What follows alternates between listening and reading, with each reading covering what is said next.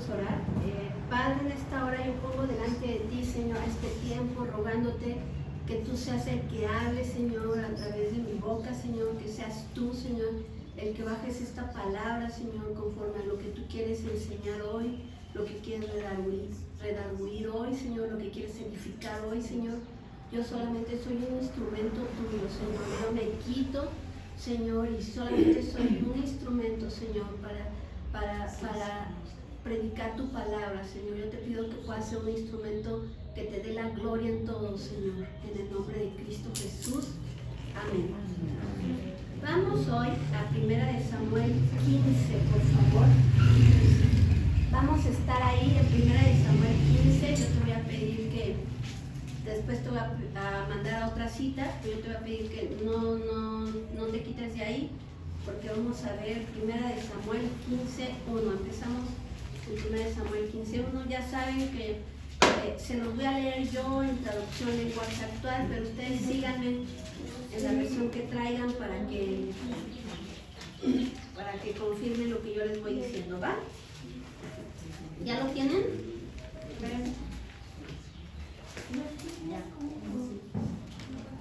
Ya lo tienen. Ok. 1 Samuel 15:1 dice: Samuel le dijo a Saúl. Estamos viendo quién es Saúl. ¿Quién es Saúl? El rey de Israel. El primer rey de Israel. Esos datos son un poquito importantes, entonces tómenlo bien en cuenta. Primer rey de Israel, ¿sale? Desde que Dios formó a Israel como nación, que los saca de Egipto, han pasado ya muchísimos años y ellos piden rey, ya lo vimos en otra prédica, y es el primer rey de Israel, ¿va? Entonces dice: Samuel le dijo a Saúl: Dios me envió para que yo te nombrara rey de su pueblo. Ahora me ha enviado a darte este mensaje. ¿Quién es Samuel? Es un profeta de parte de Dios. En el Antiguo Testamento lo vemos muy normal. Parte de los oficios que había en el pueblo era ser profeta, era ser rey y era ser levita. Entonces el sacerdote. Entonces esos eran como los importantes y que entre los tres se complementaban, ¿va? Entonces Samuel es el profeta y le dice: ahora me ha enviado. ¿Quién lo envió?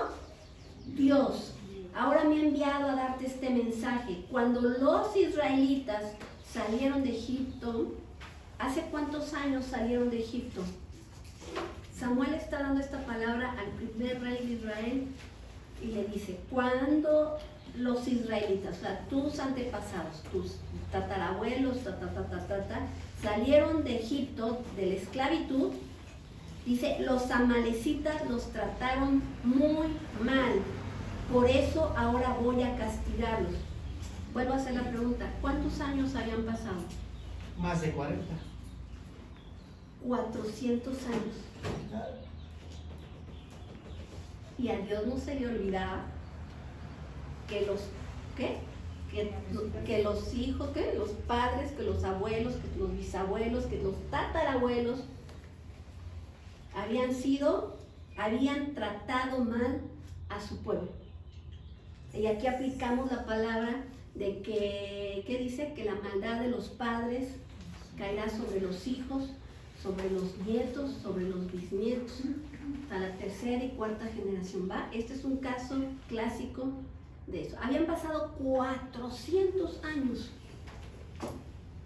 ¿va? Y Dios todavía no se le olvida nada. O sea, Dios no cambia, es inmutable, es fiel a lo que Él dice, ¿va? Bueno o malo, es fiel a lo que Él dice. Dice: los amalecitas los trataron muy mal, por eso ahora voy a castigarlos después de 400 años. ¿Quién iba a recibir este castigo? Los tatara, ¿no? Nietos de esas generaciones que fueron malas con el pueblo de Israel. Esto lo vemos en Éxodo 17, 8, 14. Alguien ayúdeme porque no lo traigo escrito. Es cuando 400 años atrás vemos esta historia. Éxodo 17, 8 al 14. Si alguien me puede ayudar a leer el texto. Entonces vino Amalec y peleó contra Israel en Refidim.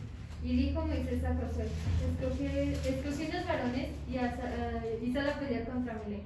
Mañana yo estaré sobre la cumbre del collado, y la vara de Dios en mi mano.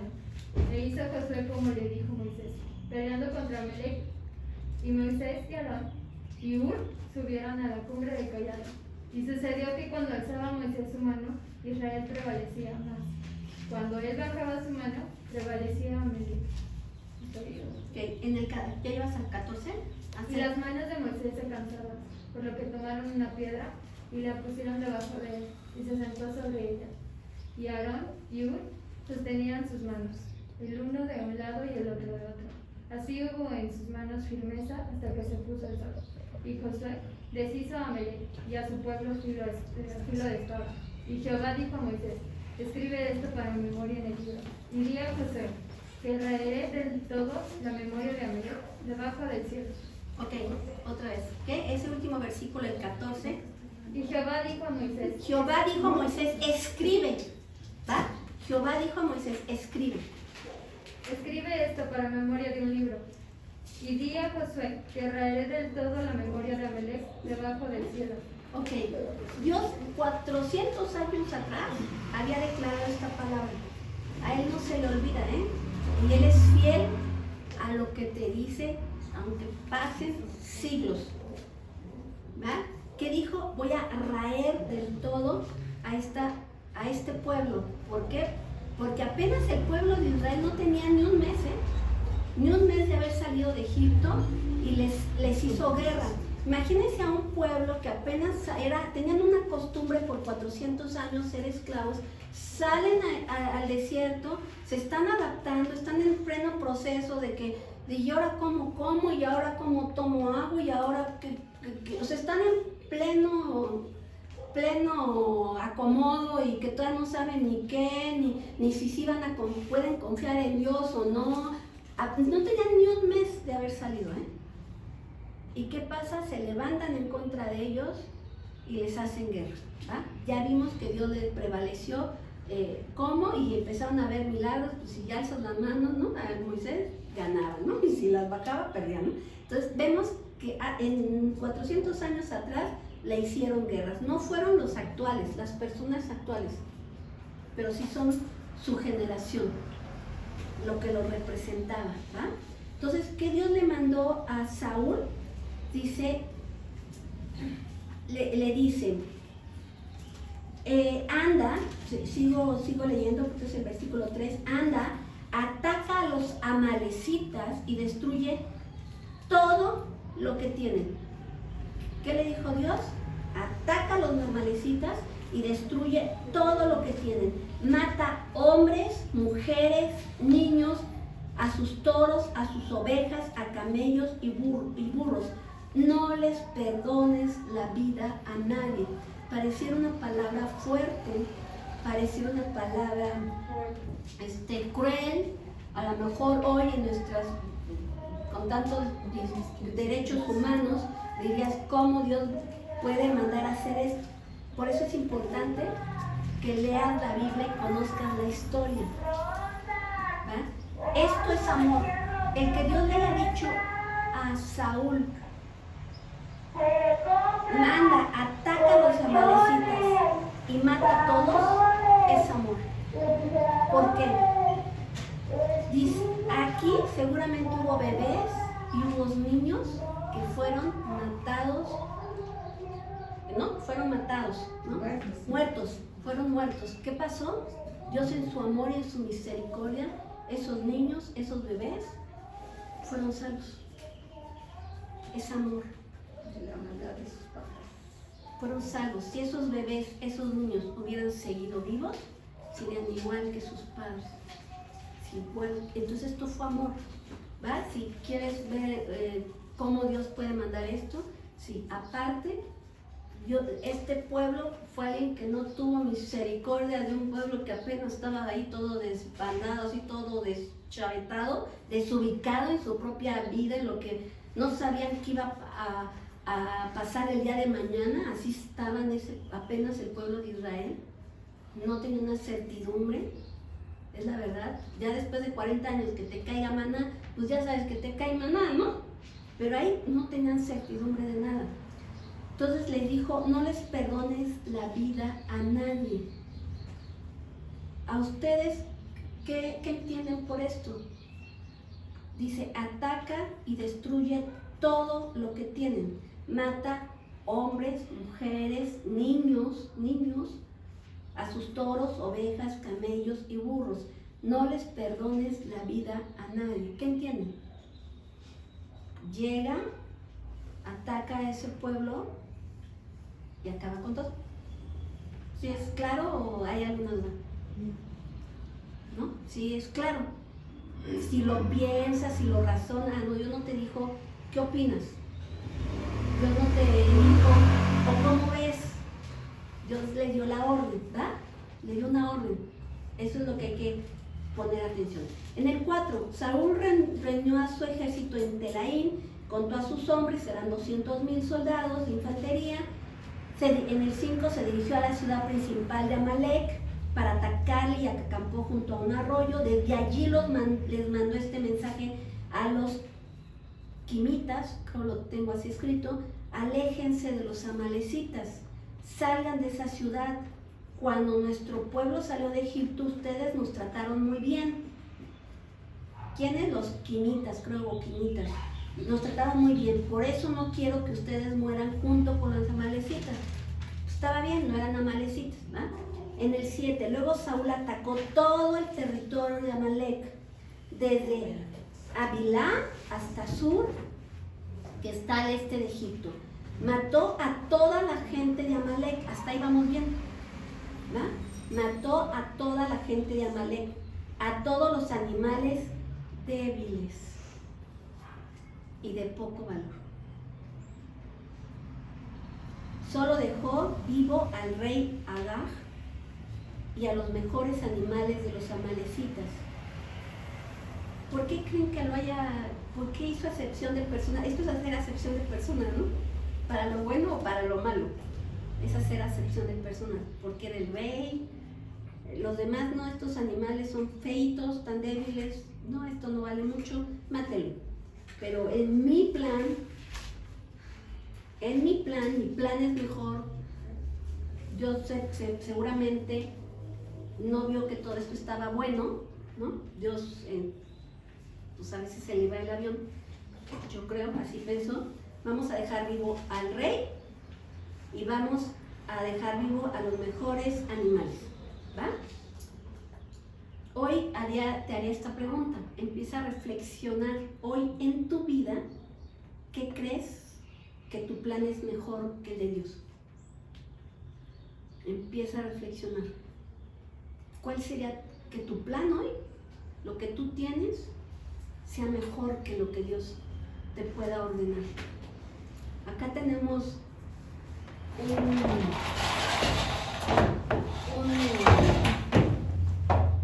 ¿cómo se llama? Un letrerito que parafrasea un poco lo que dice Deuteronomio, y que dice que la palabra de Dios a sus Biblias, quien traiga Biblia físicamente, su Biblia, muévenla, no son sugerencias, ¿no? No son sugerencias, son órdenes.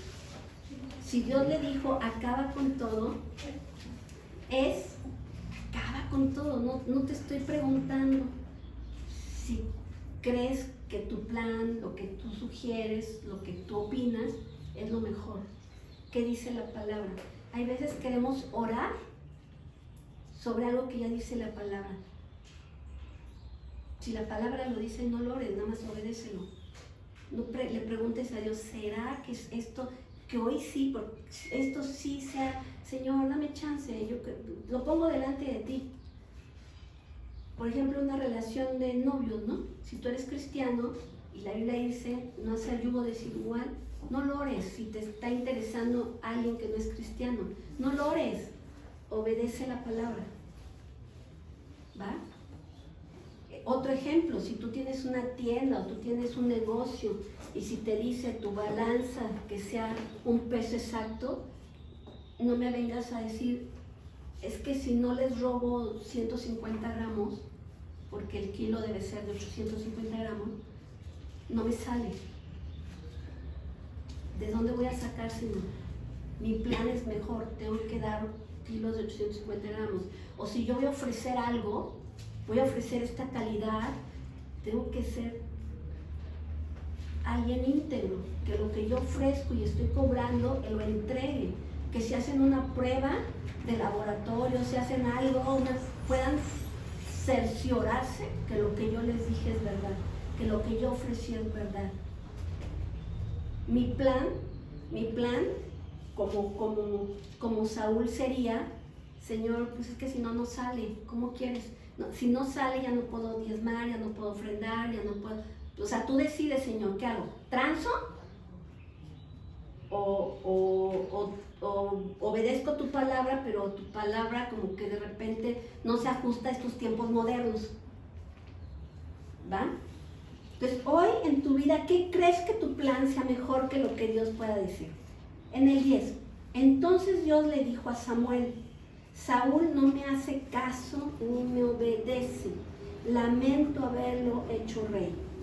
Pon tu nombre, imagínate cómo diría, yo me pongo mi nombre, Aguamarina no me hace caso ni me obedece. ¿Te imaginas? Ay, qué terrible, y hasta se yo feo. Pero cuando no obedecemos lo que dice la palabra, cuando así es, Aguamarina no me hace caso ni me obedece. Dice, ¿qué palabra de Dios no le haces caso ni le obedeces? ¿Qué palabra? ¿Qué palabra que viene pues, en la Biblia? ¿Qué palabra no le haces caso ni le obedeces? ¿Qué palabra te la pasas por el arco del triunfo? Esto pues lo tapo, no lo leo, no está en tu palabra. Así tenemos una perrita que se pone en lugares que no debe de ponerse. Por ejemplo, se sube a la cama, por decir algo, y así como que no nos ve. Le digo, es que si no nos ve, quiere decir que no la vemos, según ella, ¿no? Así, igual, Señor, yo esa palabra no la leo, quiere decir que no me la salto y me la salto por el arco del triunfo y no obedezco. Un ejemplo, vamos a un ejemplo. ¿Y por qué es tan importante obedecer y conocer lo que dice la palabra? Vámonos a Deuteronomio 4 al 9. Deuteronomio 6 del 4 al 9. ¿Qué dice Deuteronomio? Ayúdenme igual a alguien a leerlo. Deuteronomio 6 del 4 al 9.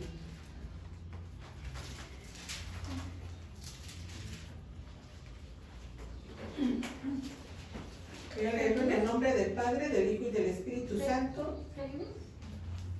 Deuteronomio 6, del 4 al 9. Oye Israel, Jehová nuestro Dios, Jehová uno es, y amarás a Jehová tu Dios de todo tu corazón, de toda tu alma y de todas tus fuerzas, y con todas tus fuerzas.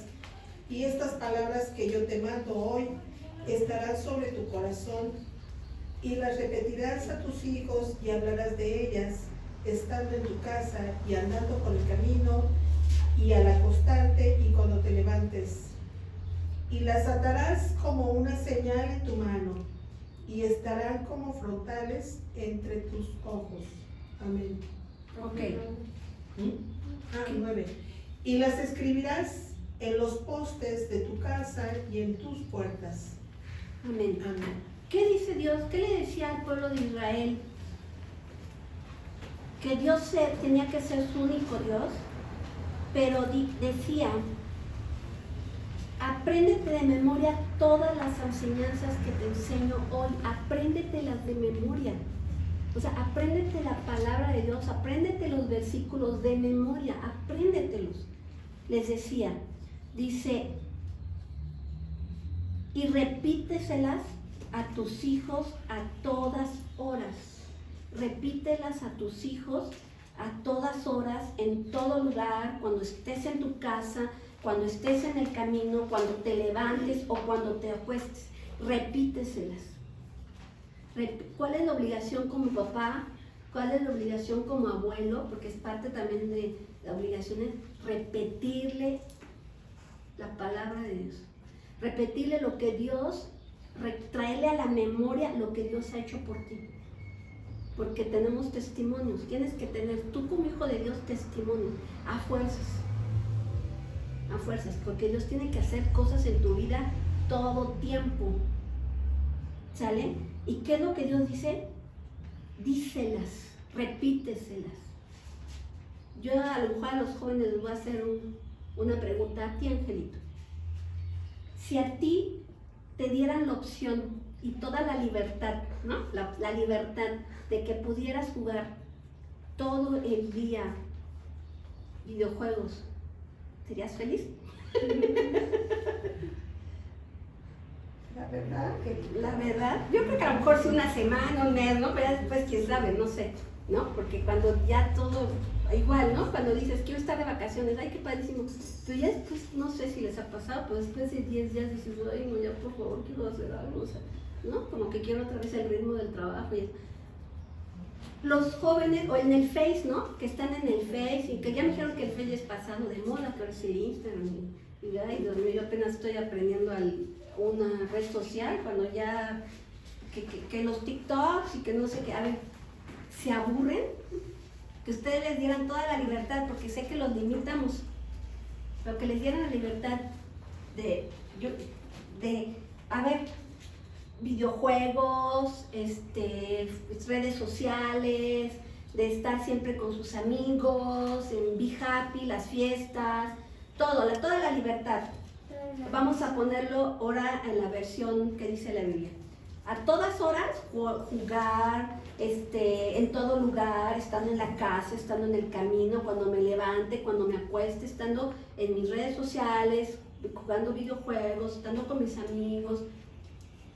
O sea, suena padre, ¿no? No se aburren, digo, para ustedes está padrísimo, ¿no? Esa vida. No se aburren. Pues no se aburran de que mamá, papá, la abuela, el abuelo les estén recalcando que lo que Dios ha hecho por nosotros. ¿Qué le pasó? Y este es el claro ejemplo. El claro ejemplo, antes de seguir. Clau, ¿tú traes tu Biblia físicamente? La de Nueva Traducción Viviente. ¿Me la puedes prestar? Este es el claro ejemplo. Josué, esto está fuera de contexto, por eso apenas me voy a... Si nos vamos a Jueces 19, váyanse a Jueces 19, Dios me trajo esta palabra ahorita, estoy fuera del contexto, pero creo que es importante. Esta traducción me gusta mucho, por eso se la pedí a Clau. Jueces 19. Jueces, el periodo de jueces, para que entiendan el contexto, son más de 300 años, ¿va? Y el pueblo de Israel había salido de Egipto. Josué habla de la conquista, son batalla tras batalla. ¿Y cuál es la característica? Que Dios siempre les dio la victoria, ¿va? La única ocasión después de Jericó que no les dio la victoria en una ciudad pequeñita que no necesitaban casi a nadie, fue cuando no obedecieron y llevaron anatema de Jericó al campamento, ¿va? Fue la única ocasión. Todo lo demás ves victoria tras victoria tras victoria. ¿Y qué les dice Josué? Josué, no se olvide, ¿va? Ya la principal del territorio ya se había ganado, solamente había que quitar los pueblos que todavía estaban entre ellos, correr a la gente, no, quizás no matándola, pero ¿sabes qué? Llégale porque este es mi territorio, ¿no? Pero ellos, en fin de correrlos, en fin de hacerles guerra para que se fueran, porque realmente Dios no les dijo ya mátenlo, no fue eso, sino los pueblos que todavía se quedaron ahí hicieron alianzas con ellos. ¿De qué forma? Con matrimonios, alianzas comerciales, en fin de correrlos. Jueces es un libro que habla de la historia de Israel por más de 300 años, ¿va? En Josué, ¿qué vemos? Una generación, la segunda generación de que salieron de Egipto. Ellos no fueron esclavos, fue una generación que nació en el desierto, que creció en el desierto o que llegó al desierto muy chiquito, eran niños, ¿va? eran menos de 20 años, ¿va? Esa es la generación del libro de Josué, ¿sale? Esa era la generación. ¿Qué pasó? Los padres tan entretenidos y tan ocupados en hacer guerra y ver los milagros de Dios y que Dios les daba la victoria y que Dios estaba ahí con ellos. Era un pueblo que fue bendecido. Si no hubiera sido que hubieran obedecido a Dios, Dios no les da la victoria. Es un pacto, ¿cómo se dice? De sí y entonces. Si tú me sigues, si tú me obedeces, si yo soy solo tu Dios, tendrás la victoria. ¿Va? Serás bendecido. ¿Sí? Ese era el pacto. ¿Y qué pasó? Si les dio todas esas victorias y todas esas batallas ganadas, quise que era un pueblo que obedecía a Dios. Era una generación que obedeció a Dios. Esa es su característica. Pero se les olvidó lo que dice Deuteronomio 6, del 4 al 9. Escucha, pueblo de Israel, nuestro único Dios es el Dios de Israel. Ama a tu Dios con todo lo que piensas, con todo lo que eres, con todo lo que vales, y apréndete de memoria todas las enseñanzas que hoy te mando y repíteselas. Repíteselas a tus hijos a todas horas. Así dice. ¿Qué es a todas horas? A las 6 de la mañana, a las 7, a las 8, a las 9, a las 10. O sea, en el momento que se te ocurra, que puedas, que tengas, que estés con tus hijos, repíteselas. Dice, apréndete de memoria todas las enseñanzas que hoy te mando y repíteselas a tus hijos a todas horas, en todo lugar. Que no te dé pena orar por los alimentos cuando no estés en tu casa y que todos son cristianos. O sea, en todo lugar. Cuando estés en tu casa, en el camino, cuando te levantes o cuando te acuestes, repíteselas. Repítele lo que hemos hecho, lo que he hecho por ti. Esa generación no hizo eso. Viene Jueces 300 años y ¿qué pasa? Vamos a Jueces 19. Quizás me voy saltando versículos, pero Jueces 19 dice, en estos días Israel no tenía rey. El primer rey ya vimos que era Saúl, ¿va?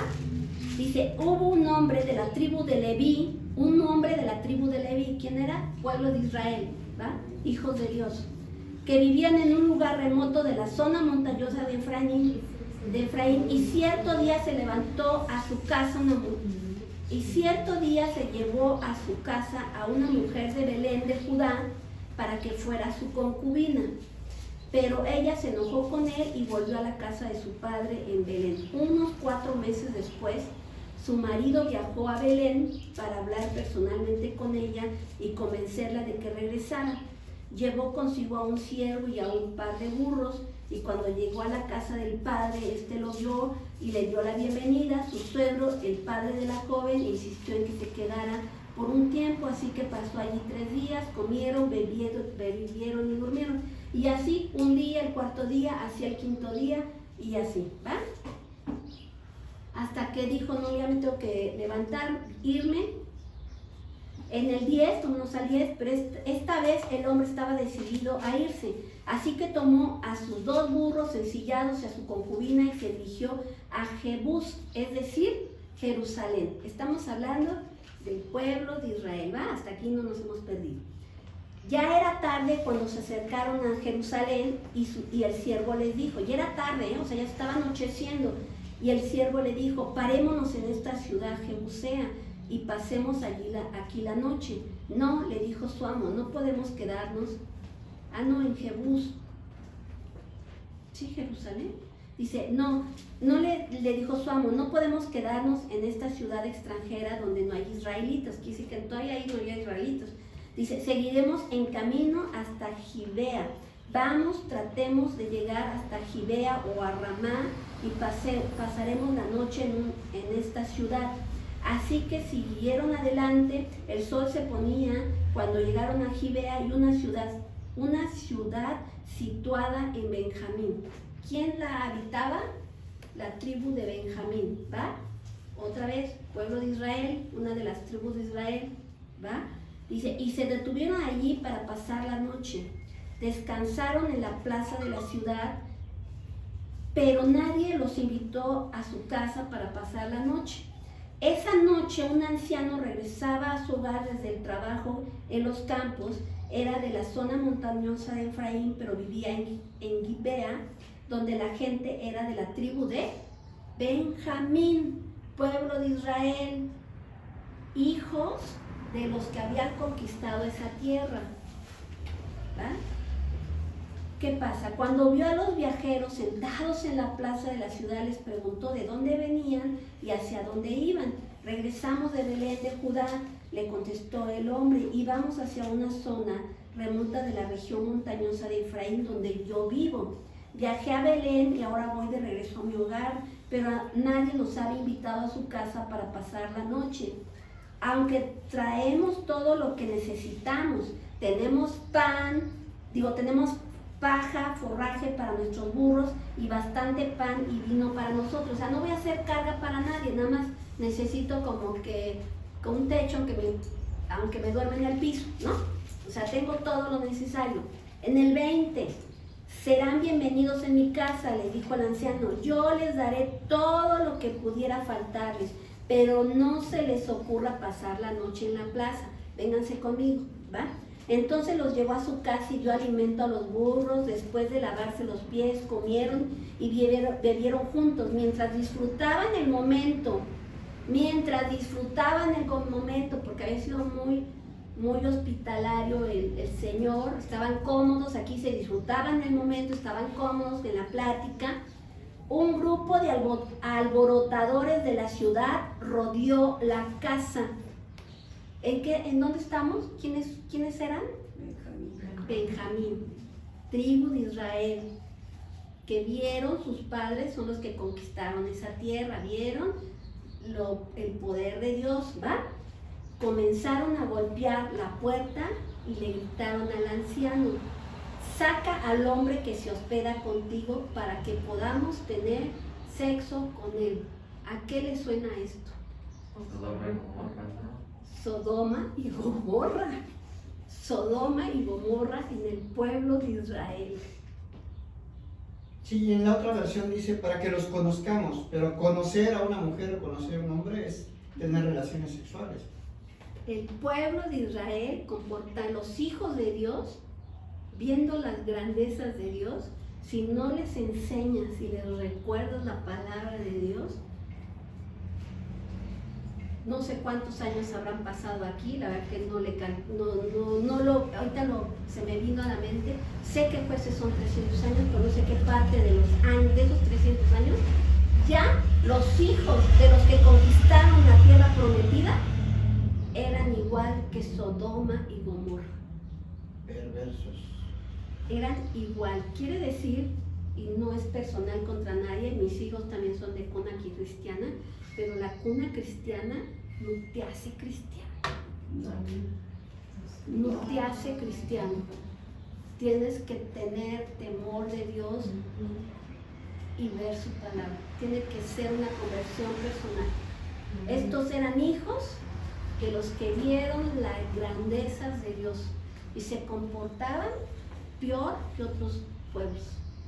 Aquí dice que hombres perversos. Hombres perversos. Y entonces le gritaron al anciano, dice, sí, saca al hombre que hospedas porque queremos tener sexo con él. Entonces el anciano salió para hablar con ellos. Oye, no manches, ¿no? No, hermanos míos, no hagan algo tan perverso. Dice, pues este hombre es huésped de mi casa y semejante acto sería vergonzoso. No, semejante acto, o sea, no puede estar en Israel, no puede estar en los hijos de Dios. Entonces no te extrañes ni que caigas, ni que sea piedra de tropiezo alguien que se dice cristiano y haga cosas, pues así, a lo mejor no tan perversas, pero haga cosas que no son de cristianos, ¿va? Amén. Si tú no repites y le enseñas a tus hijos, ¿va? Entonces dice, miren, llévense a mi hija virgen, Padre Celestial. ¿Les suena a Sodoma y Gomorra? ¿Les suena a Lot? Les doy a mi hija. Miren, llévense a mi hija virgen y a la concubina de este hombre. O sea, no se les hace parecido a los tiempos que vivimos con tanto feminicidio, o sea, no manches, o sea, esto pasó, no sé, hace 3.500 años. Es la perversión del hombre, sean los años que sean. Lo único que te puede guardar de hacer esto es Dios, es el Espíritu Santo que dé fruto, lo vieron hoy en la clase, que dé fruto en ti. Si el Espíritu Santo no está en tu vida, el que tú digas que eres cristiano, no te hace cristiano. Lo que tiene que dar es fruto. Tienes que dar el fruto del Espíritu Santo. ¿Sí? Dice, llévense a mi hija y a la concubina de este hombre. Pues sí, las mujeres, no me importa. Yo se las sacaré y ustedes podrán abusar de ellas y hacerles lo que quieran. Lo que se vive en el día de hoy, también con las mujeres. Dice, pero no cometan semejanza vergüenza contra este hombre, ¿no? ¿Cómo? O sea, no cometan vergüenza con nadie, o sea, no hagan este tipo de cosas con nadie. No, pero no con este hombre, ¿no? Fíjense, mentalidad. Yo les decía ahorita con este tema que fue apenas lo del Día de la Mujer, pues hacen marchas y ok, no discuto ni me meto en esos rollos, pero ¿por qué tenemos la violencia contra una mujer? Porque se vio en casa, porque educamos hijos que no respetan. Eso es el problema de la casa, no es de la calle, es el reflejo de lo que se vive en casa, de lo que educas en casa, ¿verdad? Dice en el 23, sin embargo ellos no le hicieron caso y entonces el levita tomó a su concubina, le empujó por la puerta, o sea, yo me imagino que ella se estaba resistiendo, no, ¿cómo? Vándale. O sea, imagínate, es el hombre que te tiene que proteger. Sí, según yo, ¿no? Es el varón que te tiene que proteger porque a eso es la cabeza, ¿no? De esa familia. ¿Y qué hizo? Te sacó, le empujó, Dios mío. Y si los hombres de la ciudad abusaron de ella toda la noche. Es una Sodoma y Gomorra en el pueblo de Dios. Dice, violándolo uno por uno hasta la mañana. Esto parece las noticias de hoy, ¿no? ¿No se les hace igual? Dice, finalmente hasta el amanecer la soltaron. Imagínense toda la noche, gracias Cristo. Es la importancia de conocer la palabra de Dios y que no te canses de aprendértela de memoria al inicio dice que ella había sido infiel y que él había ido a buscarla a él. Ella había cometido, yo creo que un pecado o algo, y él fue porque la amaba, la fue a buscar a la casa de su padre, porque dice que ella fue infiel. Ok, pero no justifica lo que No, pasó. de ninguna manera. No justifica, ya no le sigo leyendo, pero él cuando ve que terminó muerta, así en la puerta, se quedó ella así, terminó muerta, él agarra, la sube al burro, ¿y qué hace este hombre? Levita, ¿qué le suena a levita? Músico. Alguien que conoce y que está en el servicio del tabernáculo, ¿va? Entonces es el que está en la iglesia, ¿sale? No dice sacerdote, pero sí dice levita. Aquí dice que algo en el tabernáculo él hacía, ya sea parte de los sacrificios o el incensario, algo hacía este hombre que se encargaba del tabernáculo. ¿Qué era el tabernáculo? Donde habitaba la presencia de Dios, ¿va? Era un levita, o sea, no era un desconocedor. No era un desconocedor. ¿Qué hace este hombre? Ya no le seguí leyendo porque es brutal. La despedaza. Dice que la corta en 12 partes y cada una de sus partecitas la va y la arroja en cada región de las 12 tribus de Israel. Es lo que vivimos hoy. Yo cuando lo leí dije, Dios mío, las noticias pues se quedaron cortas porque esto habla del pueblo, de Dios, de los que temen a Dios, de los que conocieron un Dios vivo, un Dios real, pero que ya se les había olvidado. Ese es el problema de no repetirles y de no de no recordarles lo que Dios ha hecho por nosotros.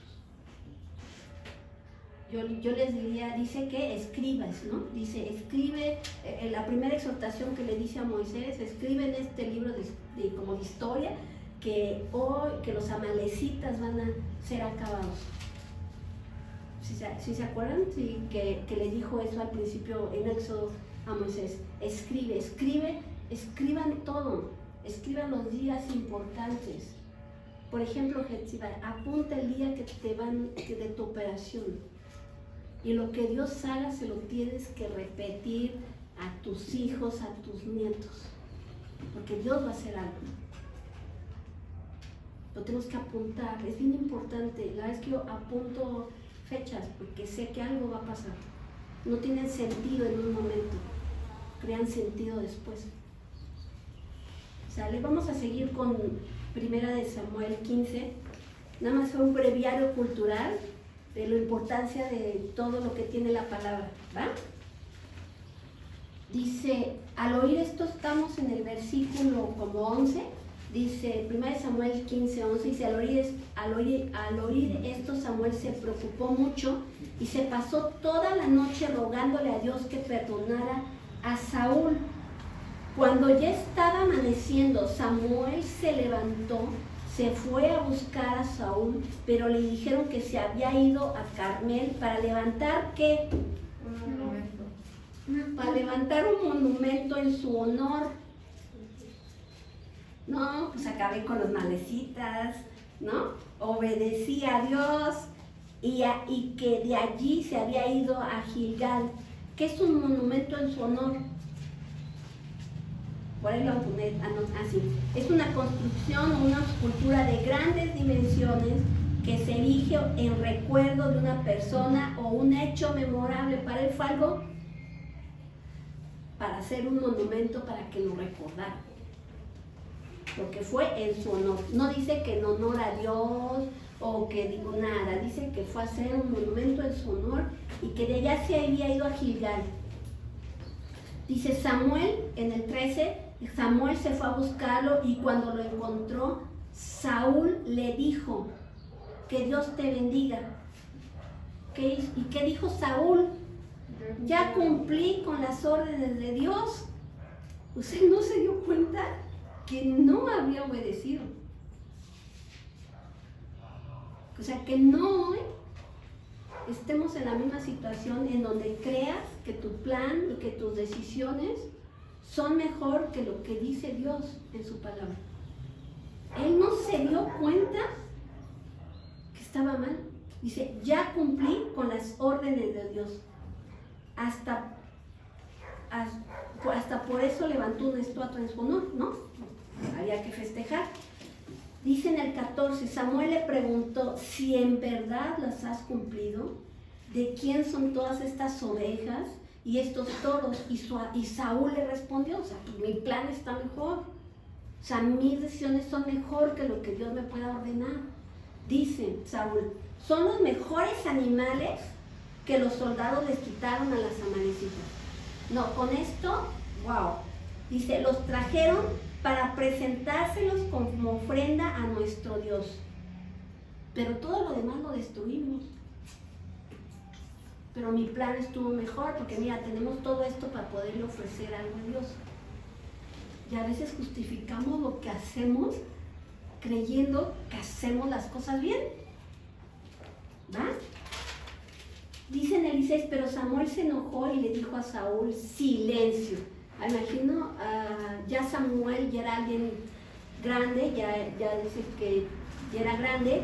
Yo no me imagino cómo le habrá dicho silencio.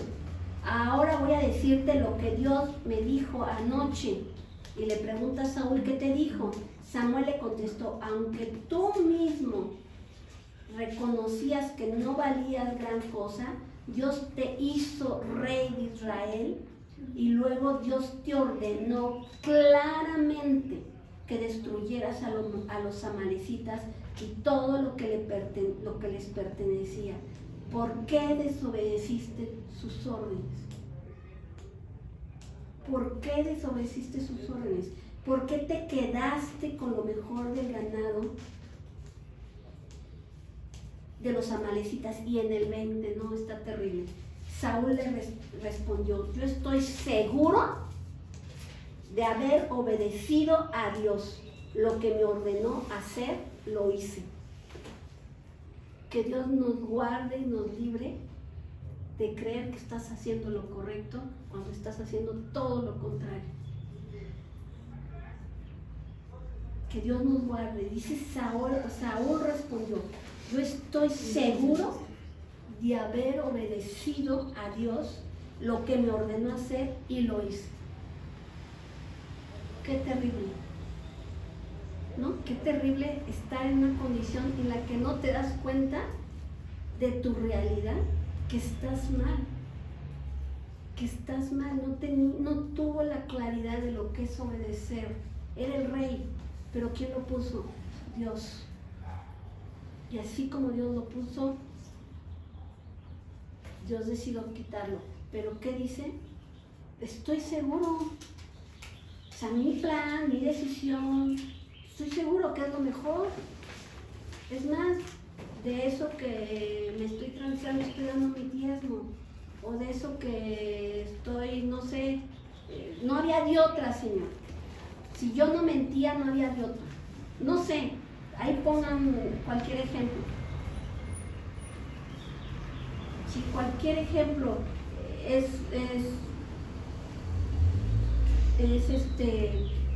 correcto, y vamos a ponernos de pie. Yo hoy te hago esa pregunta y quiero que hoy te venga a la memoria o hagas una reflexión sobre tu vida hoy, porque a veces creemos que como nosotros actuamos o lo que nosotros decidimos es lo mejor. Y crees que lo estás haciendo correctamente. No había de otra. No había de otra. ¿Qué querías, Dios? O sea, o no, yo obedecí. O sea, hoy en la sociedad también tanta influencia tenemos que pecamos nada más de oírlo, yo creo. Oír ciertos, no sé, a veces ciertas doctrinas o no sé cómo llamarlos, tendencias, ¿no? Y a veces creemos que estamos bien. Creemos que estamos bien en lo que decimos, en lo que actuamos, en lo que decidimos. Y creemos que no está bien. Dios nos dice que seamos amor. Seamos amor. Y dejas sin poderle decir a alguien, o sin corregir a tus hijos, sin corregirte a ti mismo, por amor, y crees que estás bien. Ese es el clásico. A veces crees que porque eres también hijo de Dios tienes que comportarte de una forma. Dios no está marcando cómo. Tienes que recordar su palabra en todo. Y también la palabra dice en Timoteo, me parece, que cuando veas que tu hermano está mal, lo exhortes amablemente. Amablemente. Vamos a orar, vamos a cierra tus ojos. Yo te voy a pedir hoy que cierres tus ojos y que hoy pongas en tu vida como si fuera un examen y veas tu vida cómo está. Le digas, Señor, yo quiero hacer lo correcto delante de tus ojos y muéstrame si lo que estoy haciendo, cómo me estoy comportando, las decisiones que he tomado, Señor, están mal delante de tus ojos. O a través de esta palabra has reconocido y te has dado cuenta que algo decidiste incorrectamente en tu sentir, en tu pensar, en tu panorama de decir, no había de otra, Dios. Yo quiero hoy que tú reflexiones y vamos a orar y vamos primero a pedirle perdón a Dios. Que nada te distraiga, te voy a pedir que nada te distraiga. Vamos a decirle, Señor, yo te pido hoy perdón. Yo te pido perdón, Señor. Quiero ponerme a cuentas contigo, Señor. Nunca lo que yo pienso va a estar por encima, Señor, de lo que tú has dejado en tu palabra. Jamás va a estar por encima. Y hoy te quiero pedir perdón, Señor. Quiero pedirte perdón. Quiero pedirte perdón si he decidido, Señor, conforme a mi voluntad. Si he decidido conforme a mis pensamientos. Si he decidido conforme a lo que yo he querido decidir. Si he tomado decisiones equivocadas porque creía que era lo único que tenía que, la única decisión que podía tomar en mi mentalidad, en mi pensamiento. Y te pido perdón, Señor. Yo te quiero pedir perdón y quiero ponerme a cuentas contigo, Señor. Quiero ponerme a cuentas contigo, Señor. Quiero ponerme a cuentas contigo, Señor. Perdóname, Señor. Perdóname. Tráeme a la memoria, Señor. Tráeme a la memoria, Señor. Quizás mis malas decisiones incorrectas, que yo creí que eran correctas, Señor. Tráeme a la memoria, Señor. Palabras que he dicho, Señor, que me he comprometido, o con mis hijos, o con mis padres, o que he defraudado, o que he mentido, Señor. Señor, tráeme a la memoria, quiero estar a cuentas contigo. Jamás, Señor, va a estar por encima, Señor, algo que no sea tu palabra. Lo que está por encima de todo es lo que tú dices, Señor. Y yo quiero hoy, Señor, ajustarme a lo que tú dices, ajustarme a tu palabra. Ayúdame, Señor. Ayúdame, Señor. Pon en mí un corazón correcto, Señor. Pon en mí un corazón correcto, un corazón, Señor. El corazón correcto para seguirte. El corazón correcto, Señor. El corazón correcto, Señor. Señor, para seguir tu camino, Señor, para honrar tu nombre, Señor. Que si yo soy hija tuya, Señor, proyecte lo que soy tu hija, Señor. Que mi Dios es el Dios todopoderoso, Señor. Que mi Dios es el todopoderoso, que mi Dios es el que es digno de toda adoración, que mi Dios es el que es exaltado con mi vida, Señor. Hoy quiero que con mi vida seas exaltado, Señor. Que con todo lo que soy, Señor, con toda mi manera de hablar, de comportarme, te exalte, Señor. Que no haya nada, Señor, que cuando salga a la luz, Señor, sea algo vergonzoso para ti, Señor. Quiero ser alguien transparente, Señor. Que todo lo que haga, todo lo que piense, que todo lo que decida, Señor, sea transparente, Señor, haciendo tu voluntad, Señor. Gracias, mi Dios.